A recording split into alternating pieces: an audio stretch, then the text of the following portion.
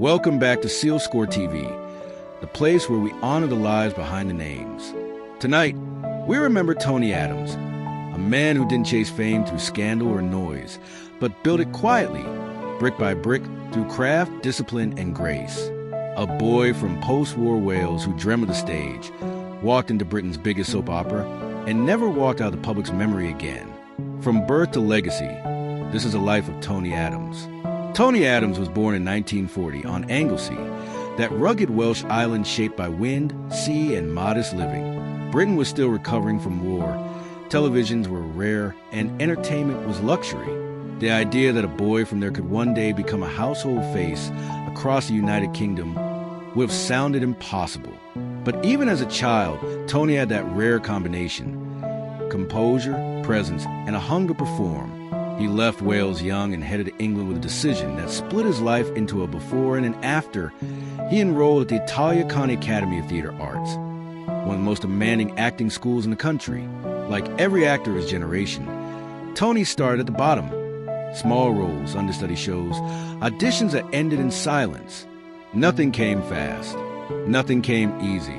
But he kept showing up. That persistence became his identity long before fame ever did.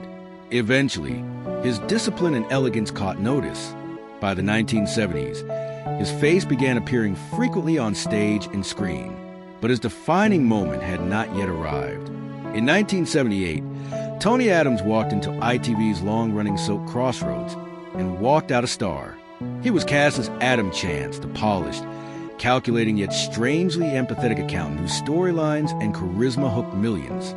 For years, British families sat down after dinner and watched Tony Adams shape emotion inside living rooms. He was not a shout-for-attention celebrity. He was the kind you trusted, the kind you believed, the kind you grew up with without even noticing. His portrayal was subtle, elegant, and consistent, the kind of acting that doesn't beg for applause, but earns it quietly over decades. Away from the screen, Tony Adams lived the opposite of a spotlight life. No tabloid scandals, no attention-seeking interviews, no career built on chaos. He married Christine and built not just a marriage, but a contained, carefully guarded family life that he kept out of headlines by design. Whether or not the couple had children was never turned into fodder for press. Not because there was nothing to say, but because Tony refused to let the public own what was private. In a generation where fame often destroys domestic peace, Tony protected his.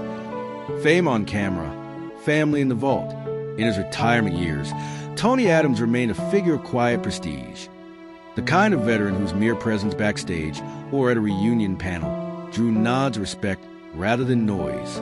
He returned to the stage occasionally, not to chase relevance, but to reconnect with the craft that had shaped his identity. And each time he emerged in public, whether at a theater gala, a charity event, or a rare television appearance, he was met with warmth, nostalgia, and almost reverent familiarity from those who had grown up watching him. Yet as the years stacked, the once vivid public silhouette began to dim, not through scandal or decline, but through deliberate retreat.